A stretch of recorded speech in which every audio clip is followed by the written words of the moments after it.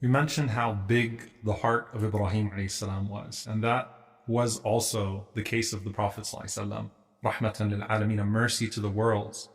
If you imagine the Prophet sallallahu in Uhud as he's about to die, right? I mean, his teeth are knocked out, sallallahu, his helmet is knocked in. The Prophet sallallahu is really wounded at this point, and there's a possibility of him dying. And the concern of the Prophet ﷺ is what? Allahumma ighfir li qawmi fa innahum la ya'lamun. Oh Allah, forgive my people. They don't know any better. They don't know any better. He's still worried about the same people that are drilling his helmet into his head, sallallahu alaihi wasallam, that are trying to kill him. He's worried about their success and their salvation. Ibrahim alayhi salam, one of the du'as that he makes is رَبَّنَا لَا تَجْعَلْنَا فِتْنَةً لِلَّذِينَ كَفَرُوا. Oh Allah, do not let us be a trial for the disbelievers. So in the last episode, we established the relationship that the believers have with him, but there's something really profound about this. لا تجعلنا فتنة للذين كفروا. Don't make us a trial for the disbelievers. What does that mean?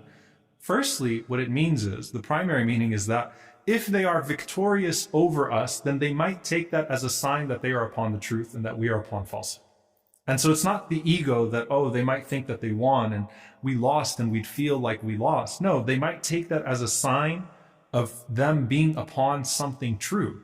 And so what's the concern of the Prophet ﷺ in Uhud when he's with Abu Bakr and Umar radiallahu ta'ala anhuma, and they've pulled back, and Abu Sufyan is calling out to them and saying that, may Hubal be elevated, and he's praising the idols. What's the Prophet ﷺ telling Abu Bakr and Umar radiallahu ta'ala anhuma, particularly Umar, to shout back? It's not, praise, or it's not some sort of battle cry.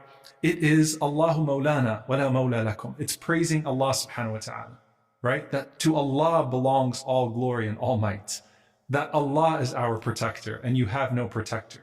Because the Prophet ﷺ does not want them to take their temporary victory as a sign that they are upon truth, and that the Prophet ﷺ and his companions are not upon truth. And so the concern, subhanAllah, even embedded, don't let them be victorious over us so that they may think that they are victorious because they're on some sort of truth when they are really upon falsehood. The second meaning of this that the scholars derive is, don't make us a fitna, in that let not our behavior cause people to be driven away from faith. And by the way, this is true for disbelievers and for believers. How many times are people repelled from faith because they saw those who were supposed to embody it act in a way that repelled them and disgusted them?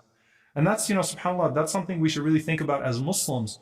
Our da'wah is first and foremost going to be exemplified in our actions. The da'wah that we do with husn al-khuluq, with good character. And we should consider that when we wear our Islam anywhere, that we are representatives of Islam, even if we see ourselves as that or not, right? People are going to see us as Muslims. We have an opportunity to let people see the beauty of Islam. And we should even think that way with those that come into contact with faith through us, even within the faith, right? How many Muslims are turned away from masajid, not because Allah turned them away from his house, but because they were turned off by an action that they saw within the house of Allah. Now, there is no excuse for them. Allah will hold everyone accountable individually. So you can't make the excuse that I don't go to the masjid because the people stink in the masjid. I don't do charity work because everyone that works in charity work is filthy. Those Muslims, those believers, I don't do this, I don't do that. No, every one of us is going to be asked as an individual. You don't get to say, I didn't do this because of someone else. This is a relationship between you and Allah. But when you are a carrier of faith, when you are a representative of faith, intentionally or unintentionally, you have to really deeply think about your actions.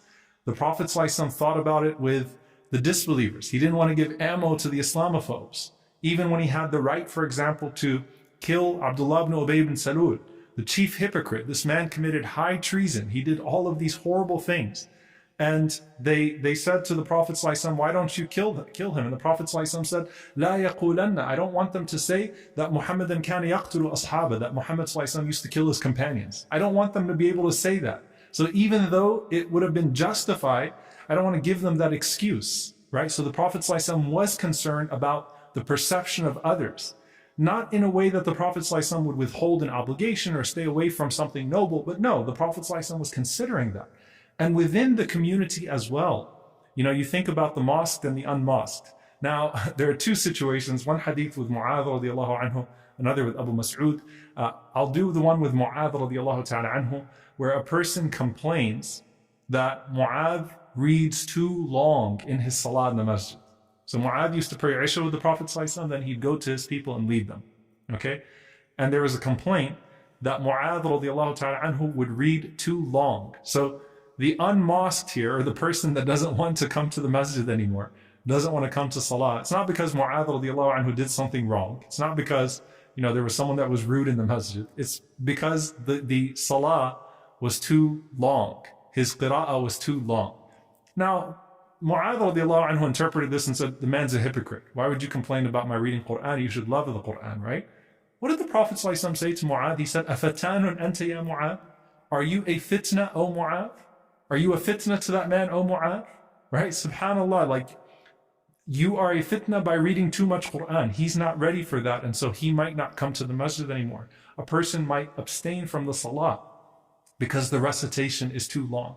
So that shows us that we should have a high sensitivity, not in a way that makes us dishonest or insincere to our faith, but in a way that we are always paying attention to how we're reflecting the faith to everyone around us, including our own.